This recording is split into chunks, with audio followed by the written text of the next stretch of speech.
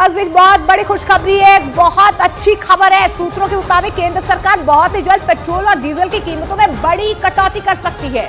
सूत्रों के मुताबिक इस कटौती से पेट्रोल डीजल की कीमतों में प्रति लीटर 10 रुपए की कमी आ सकती है। यह भी बताया जा रहा है कि कटौती का कुछ हिस्सा ऑयल मैनेजमेंट कंपनियों की ओर से आएगा। सूत्रों के मुताबिक वित्त मंत्रालय ने दाम घटाने के अलग अलग विकल्प भी तैयार कर लिए हैं, जिस पर प्रधानमंत्री कार्यालय से अंतिम मंजूरी का इंतजार किया जा रहा है।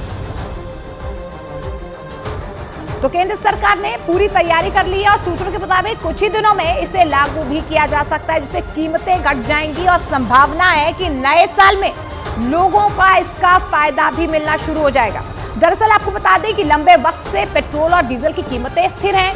इनकी कीमतों में ना ही कमी हुई है, ना ही कीमतें बढ़ी हैं, जबकि अंतर्राष्ट्रीय बाजार में कच्चे तेल की कीमत कम हुई है और फिलहाल ब्रेंट जो क्रूड ऑयल है उसकी कीमत $78 प्रति बैरल के करीब है। ऐसे में अब इसका लोगों को फायदा देने की तैयारी लगातार की जा रही है और हो भी सकता है कि जल्द ही इसकी शुरुआत की जाए। वित्त मंत्रालय और पेट्रोलियम मंत्रालय ने इसके लिए खाका भी तैयार कर लिया है। हालांकि इससे पहले 22 मई 2022 यानी कि करीब 1.5 साल पहले केंद्र सरकार की पहल पर पेट्रोल डीजल के दाम घटाए गए थे। केंद्र सरकार ने अपने हिस्से में आने वाली एक्साइज ड्यूटी को कम किया था, जिसके बाद पेट्रोल 8 रुपए सस्ता हुआ था और डीजल की कीमत 6 रुपए कम हुई थी।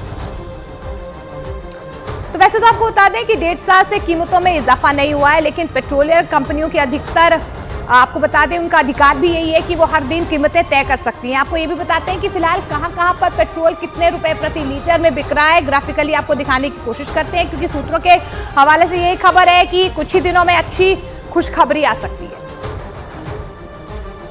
अटकलें लगी कि 29 दिसंबर की बैठक में नीतीश कुछ बड़ा उलटफेर कर सकते हैं। सूत्रों ने खबर दी कि ललन सिंह को पार्टी अध्यक्ष के पद से हटाया जा सकता है, क्योंकि उनकी नजदीकी आरजेडी से बढ़ गई है। और जेडीयू में इस खींचतान का असर दिल्ली में दफ्तर के बाहर लगे पोस्टरों में दिखा।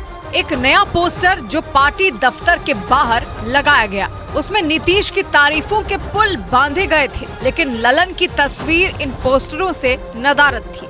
और इसी बात ने जेडीयू में कुछ बड़ा होने का संकेत दिया, क्योंकि ललन सिंह पार्टी अध्यक्ष हैं और उनकी तस्वीर किसी भी नए पोस्टर में नहीं थी।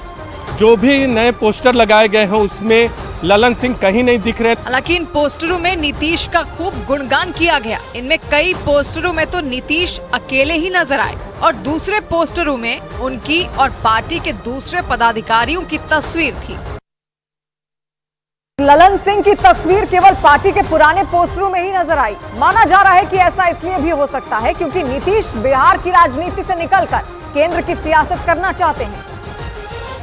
क्योंकि दिल्ली में जेडीयू दफ्तर के बाहर लगी इन तस्वीरों में कई पोस्टर इस बात के संकेत दे रहे थे।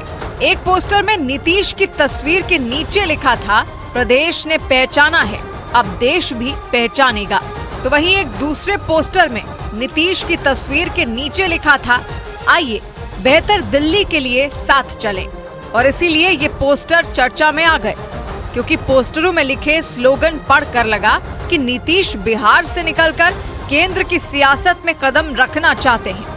अटकलें लगी कि ललन सिंह का पत्ता इसी चक्कर में भी कट सकता है और इस बात का माहौल 29 दिसंबर की बैठक से पहले ही बनने लगा।